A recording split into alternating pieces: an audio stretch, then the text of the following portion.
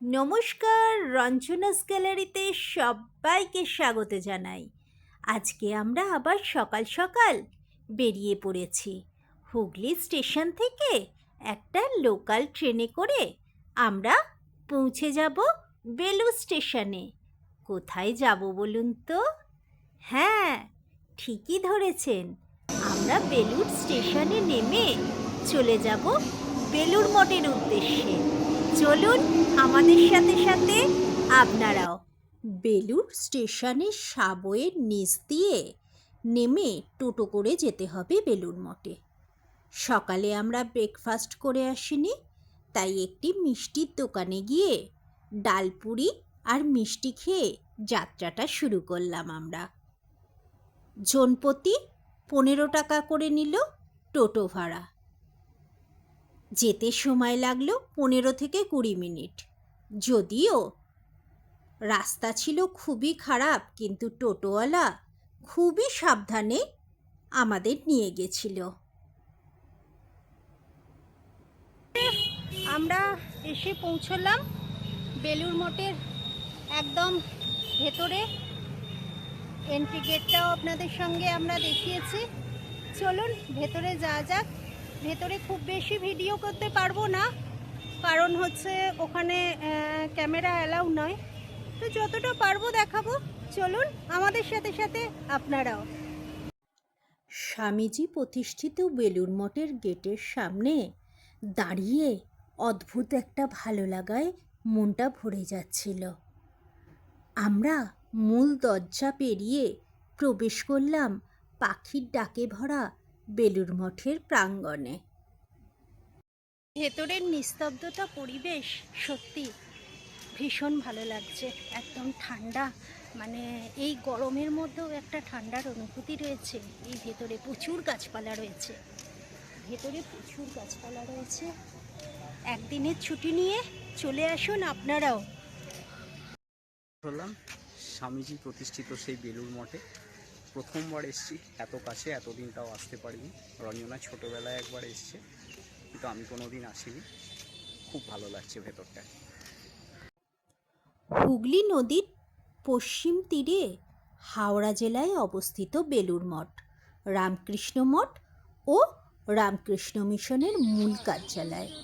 1897 সালে স্বামী বিবেকানন্দ এটি প্রতিষ্ঠা করেন। 1936 সালে মূল মন্দির নির্মাণ হয়। 1938 সালের 14ই জানুয়ারি এই বিশাল ও সুন্দর মন্দিরটি খোলা হয়। আমেরিকা থেকে ফিরে স্বামী বিবেকানন্দ মঠ গড়ার জমি কেনেন। 1898 সাল শ্রীরামকৃষ্ণের পবিত্র অস্থি এখানে এনেই বেলুড় মঠে পত্তন করা হয়। 40 একর শান্ত ও পবিত্র পরিবেশে গঙ্গার তীরে অবস্থিত হওয়ায় প্রতিদিন হাজার হাজার মানুষ এখানে আসেন। দাঁড়িয়ে আছি বেলুড় মঠের মূল মন্দিরটির সামনে। ভেতরে ক্যামেরা নিষিদ্ধ, তাই ভেতরে দেখাতে পারলাম না। ভেতরে প্রার্থনা গৃহ রয়েছে এবং শ্রী রামকৃষ্ণ পরমহংসদেবের শ্বেতপাথরের মূর্তি রয়েছে।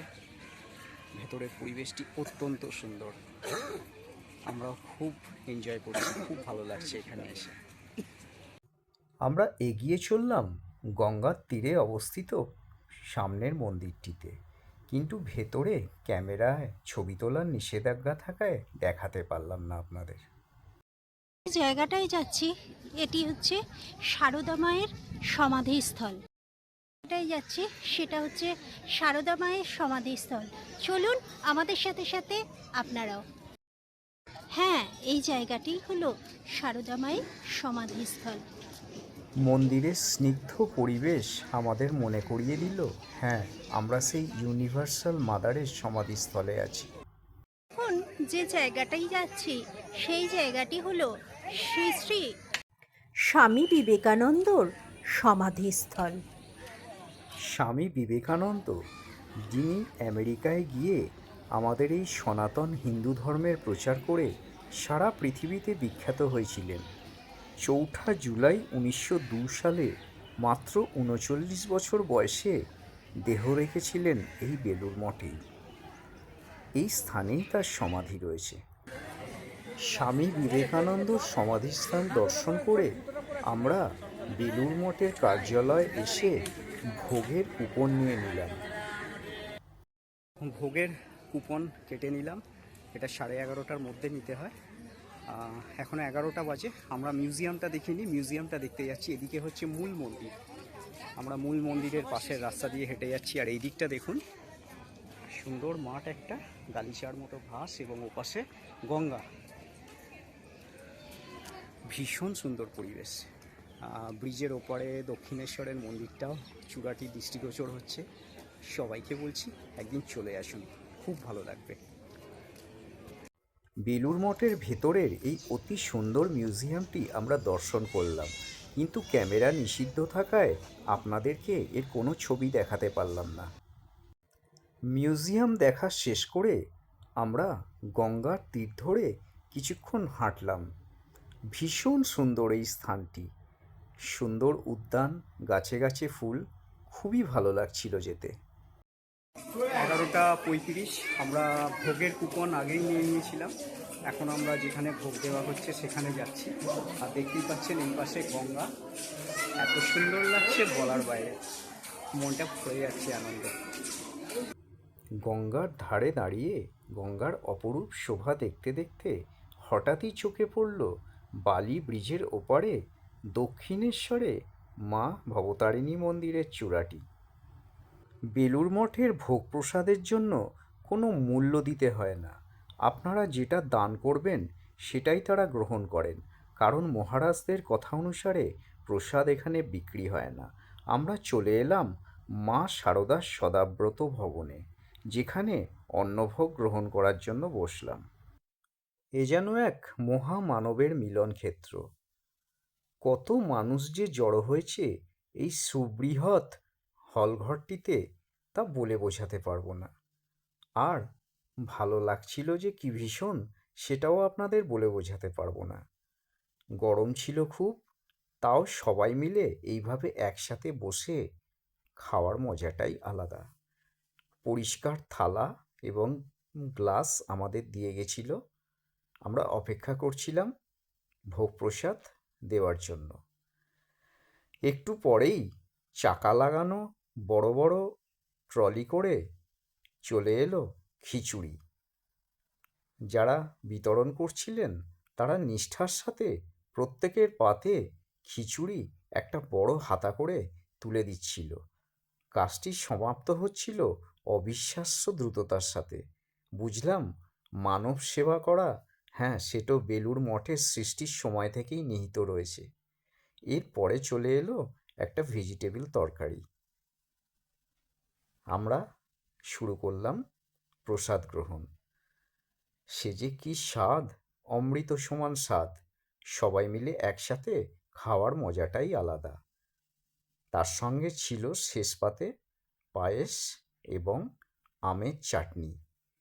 আমরা একসাথে সবাই মিলে ভীষণ আনন্দ সহকারে এই ভোগ প্রসাদ গ্রহণ করলাম। আমরা বেলুড় মঠে প্রসাদ গ্রহণ করছি। অনেক খিচুড়ি, একটা ভেজ তরকারি, তার সাথে চাটনি, আমের চাটনি এবং পায়েস, অমৃত সমান স্বাদ। খুব ভালো লাগছে। আর বিশেষ করে সবাই মিলে বড় ভাই একসাথে খাচ্ছি, এটা সবচেয়ে বড় কথা। আমরা ভোগ প্রসাদ খেয়ে জাস্ট বাইরে বেরোলাম। খিচুড়ি ছিল, পাঁচমিশালি তরকারি ছিল, সঙ্গে ছিল আমের চাটনি এবং পায়েস। আর স্বাদ সে তো অসাধারণ। ভোগের স্বাদ অবশ্যই সবসময় সুন্দর হয়। আজকের ভিডিওটা কেমন লাগলো জানাবেন। আর কে কে এই বেলুড় মঠে এসছেন অবশ্যই সেটা কমেন্ট করে জানাবেন। 12টা বেজে যাওয়ার পর বেলুড় মঠের মন্দির প্রাঙ্গণে আর থাকার অনুমতি নেই। আমরা ভোগ প্রসাদ গ্রহণ করার পর তাই এবার আমাদের বেরিয়ে যেতে হচ্ছে। আবার মন্দির খুলবে বিকেল 4টের সময়। তো এই সময়টা এদের বাইরে একটা গেস্ট হাউস আছে, নিবেদিতা গেস্ট হাউস। সেখানে ফ্যানের ব্যবস্থা আছে, বসার ব্যবস্থা আছে। কিন্তু আমরা হয়তো বেরিয়ে যাব, আমরা থাকবো না। আর একটু সকালে এলে সময়টা খুব ভালোভাবে কাটানো যায়। যাই হোক, ভোগ প্রসাদ সম্বন্ধে বলি। আমরা গরম খিচুড়ি, পাঁচমিশালি তরকারি, আমের চাটনি, পায়েস আর স্বাদ অমৃত সমান। খাওয়া দাওয়া শেষ করে আমরা আজকের মতো বেরিয়ে যাচ্ছি বেলুড় মঠের প্রাঙ্গণ থেকে, স্বামীজির এই মন্দির থেকে। ভিডিওটি কেমন লাগলো সবাই কমেন্ট করে জানাবেন। সঙ্গে থাকুন, দেখতে থাকুন রঞ্জনাস গ্যালারি।